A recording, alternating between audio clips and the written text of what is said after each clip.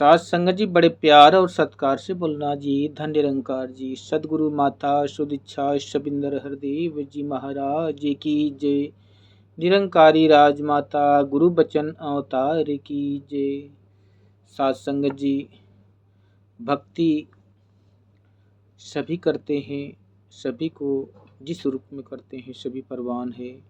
पर सात संगत जी, भक्ति का जो रहस्य है वो सदगुरु के पास होता है। सात संगत जी, बिना सदगुरु के अगर हम भक्ति करते हैं अपने मर्जी से, तो सात संगत जी कहते हैं कि भक्ति बिना ज्ञान के अंधी होती है और ज्ञान बिना कर्म के लंगड़ा होता है।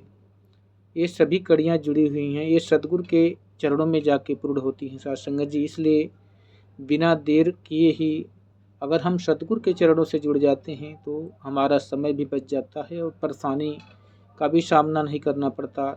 अन्यथा सात संगत जी, अपने मर्जी से अगर इस परमपिता परमात्मा की खोज करते हैं और सोचते हैं कि हम पूजा पाठ तप व्रत तीर्थ धाम करेंगे तो ये प्रकट हो जाएगा, तो सात संगत जी ऐसा कदापि नहीं है संभव, ना ही किसी शास्त्र और वेद पाठ से हो सकता है।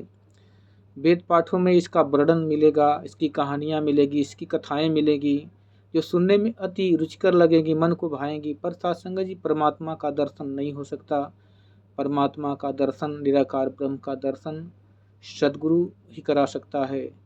ये अज्ञान का पर्दा सिर्फ सदगुरु ही हटा सकता है, किसी वेद पुराण की बस की बात नहीं। कहते हैं कि जब तप से ना जाना जाए, कर्म धर्म से कोसों दूर, कहीं अवतार मिले जो सतगुरु, तो ईश्वर का दिखे नूर। सात संगत जी, सदगुरु का चरण में तो जाना ही पड़ेगा। अगर हम अपने मर्जी से कोशिश करते हैं कि चलो भूखे रहकर देखते हैं प्रकट हो जाता है कि नहीं, जैसे वीडियो में देखते हैं सात संगत जी की कोई किसी भगवान का तप करते हैं तो कुछ देर के बाद वो भगवान प्रकट होकर दर्शन दे देते हैं। तो सात संगत जी, ये सब बातें केवल दिखावे मात्र की है। ऐसा कोशिश करके देखने से जीवन का श्वासें खत्म हो सकती है, पर ऐसा संभव नहीं है। कहते हैं सूर्य पश्चिम से उग सकता है, मान सकते हैं, लेकिन ये भक्ति से परमात्मा प्रकट हो जाए ऐसा कदापि संभव नहीं है। सात संगत जी, इसलिए कहते हैं कि सदगुरु के चरणों में राम कृष्ण से को बड़ो, तीनहूँ ते गुरु कीन, तीन लोक की मालिका गुरु आज्ञाधीन। सात संगत जी, जिस राम की हम पूजा करते हैं, जिस कृष्ण को मानते हैं, जिनके लिए विषय में वेद पुराण लिखे गए हैं, सात संगत जी ये भी अपने सदगुरु के चरणों में इनको भी इस रमे राम को जानने के लिए झुकना पड़ा। तो इसलिए सात संगत जी, इनके बताए हुए मार्गों पर अगर हम मान लेते हैं आसानी से बात, तो हमारा समय और बहुत सारी मुश्किलों का सामना नहीं करना पड़ेगा, समय भी बच जाता है और जल्दी से जल्दी हम असली भक्ति को प्राप्त कर सकते हैं। कहते हैं भक्ति लोकी अजय ना समझे, रब नु पाना भक्ति है, छोड़ के सारे भरम भुलेखे गुरु रिझाना भक्ति। और सारी भक्ति में सात संगत जी तमाम प्रकार के बंधन, तमाम प्रकार के भरम भुलेखे बसे हैं। इस दिन को इस देवता की मानना है, इस दिन को इस देवता का दिन है, ये काम नहीं करना है, तमाम ऐसे बंधन है सात संगत जी जिसको हम पार नहीं पा सकते और अलग अलग इस भगवान के रूपों को पूज भी नहीं सकते। सात संगत जी कहते हैं 36 करोड़ देवी देवता माने जाते हैं। तो अगर हम कोशिश करेंगे बहुत ज़्यादा तो 50 40 30 ही कर सकते हैं, वो भी इस धन के अभाव और समय के अभाव को देखते हुए सात संगत जी वो भी नहीं हो पाएगा। इसलिए कहते हैं कि एक को मानो, एक को जानो और एक हो जाओ। एको ब्रह्म द्वितीयो नास्ति, एक ही परमात्मा सारे देवी देवताओं में इसी का अंश विराज रहा है। सभी लोग इसी के शक्ति से अपने अपने कार्य को संभालते हैं। कहा भी गया है कि तीन देवों ने मिल, कहते हैं लोग कि तीन देवों ने मिल सृष्टि सकल बनाई है। ब्रह्मा विष्णु शिव है तीनों जिनके हाथ खुदाई है।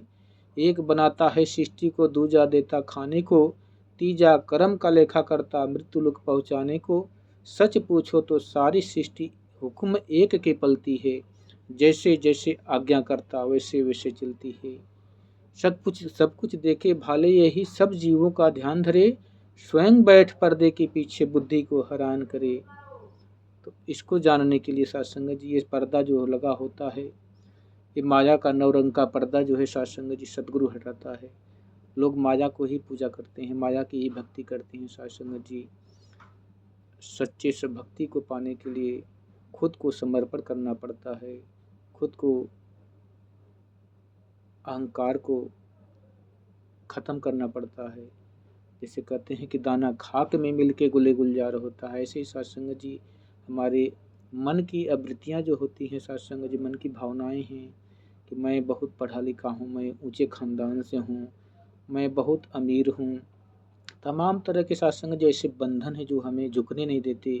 कहते हैं जो झुकता है वही पाता है, बिना झुके कोई नहीं पाता। सत्संग जी कहते हैं कि ऊंचा ऊंचा जो चले सबसे नीचा हो, नीचा नीचा जो चले सबसे ऊंचा हो। तो सत्संग जी जो झुकता है वही पाता है। कहते हैं कि पानी पीने के लिए हमें जिस प्रकार झुकना पड़ता है, उसी प्रकार हमें भक्ति पाने के लिए भी सतगुरु के चरणों में झुकना पड़ेगा। सत्संग जी अगर हम अहंकार में तने रहेंगे तो कहते हैं कि झुकता वही है जिसमें जान होती है, अकड़ तो मुर्दे की पहचान होती है। सत्संग जी तो कृपा करो सत्संग जी की वो झुकना आ जाए, वो समर्पण करना आ जाए और सदगुरु के वचनों को मानना आ जाए। सत्संग जी बहुत सारी ऐसी जीवन में गलतियां हैं जो अभी भी अनजान में होती रहती हैं। सत्संग जी कृपा करो कि वो सारी गलतियों से बाज आएं, परे हों सत्संग जी, और आप संतों महापुरुषों के वचनों को ज़्यादा से ज़्यादा जीवन में धारण कर पाएँ, कर्मों में उसको उतार पाएँ। सत्संग जी केवल वाणी में ना हो, अपने कर्म में भी वो झलके जो हम बोलते हैं। सत्संग जी तो कहते हैं कि आए थे हरि भजन को ओटन लगे कपास। तो सत्संग जी ये जीवन इसीलिए मिला था कि परमात्मा के दर्शन करने के लिए, कि और किसी जीव आत्मा को अगर कहा जाए तो सत्संग जी कुत्ते बिल्ली भगाए भैंस बकरी शेर हाथी तमाम तरह के जीव हैं, अगर इनको कहा जाए कि आओ भगवान को देख लो तो सत्संग जी इसके अंदर चेतना नहीं है। इनको केवल पेट भरने से मतलब है, खाने पीने से मतलब है, आराम करने से मतलब। कहते हैं निद्रा भोजन भोग भय ये सब पुरुष समान, ज्ञान अधिक एक नरन में ज्ञान बिना पशु जान। तो सत्संग जी जब पशुओं की श्रेणी में जो है कि सत्संग जी चेतना नहीं होती, ये मानव में ही चेतना होती है। कहते हैं कि बड़े भाग मानुष तन पावा, सुर दुर्लभ सदगंधन गावा, साधन धाम मोक्ष कर द्वारा, जो पावे परलोक सवारा। तो सत्संग जी साधन के रूप में जो सदगुरु परमात्मा ने ये समय बख्शा है, सत्संग जी इसका हम कीमत जान पाएँ, मोल जान पाएँ कि हीरा जन्म अनमोल है, होत न बारंबार, जो फल पाक भूमि गिरे बहुर न लागे डार। सत्संग जी ये जीवन बार बार नहीं मिलता, बड़े भाग्यों से मिला है।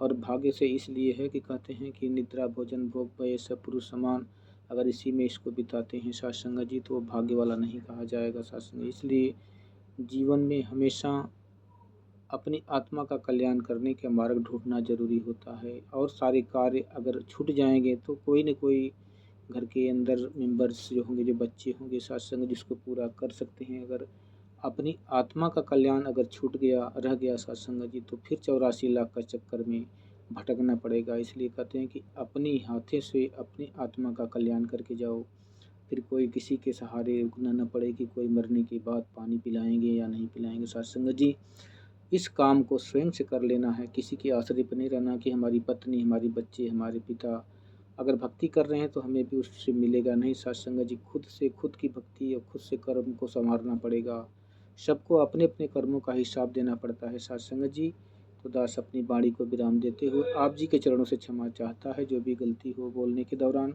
वो बख्श लेना और सदा चरणों से लगाए रखना और अपना प्यार दुलार बनाए रखना। प्यार से कहना धन्य निरंकार जी।